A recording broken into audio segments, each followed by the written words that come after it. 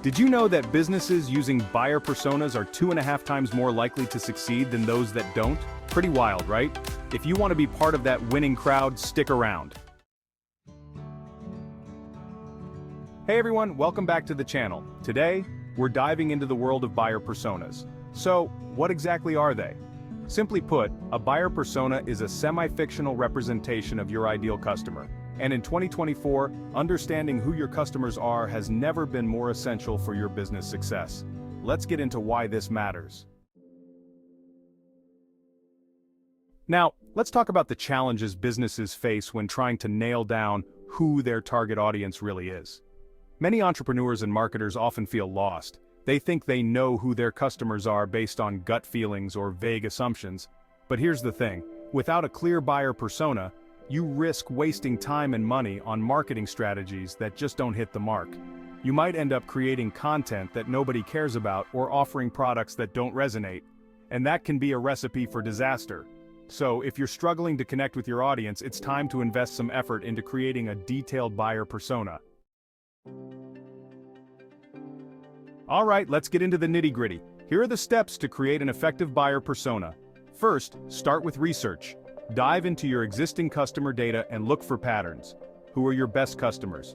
What are their demographics? Age, gender, location? These are all key factors. Next, consider their pain points. What challenges do they face that your product or service can solve? Understanding their struggles is crucial. Then think about their goals. What are they trying to achieve? Knowing this will help you tailor your messaging. Finally, bring all of this information together into a clear, concise persona. Give them a name, a backstory, and a picture. This way, you can visualize who you're speaking to and create content that truly resonates. Now let's look at a real-world example. Take the company HubSpot. They revamped their marketing strategy by creating detailed buyer personas. Before they did this, their content was all over the place. But once they defined their personas, like Marketing Mary and Sales Sam, they were able to tailor their messaging and offers to meet the specific needs of these personas. The result? A massive increase in engagement and sales. They were able to connect with their audience on a deeper level, and that's a game changer for any business. So if you think buyer personas are just a fad, think again.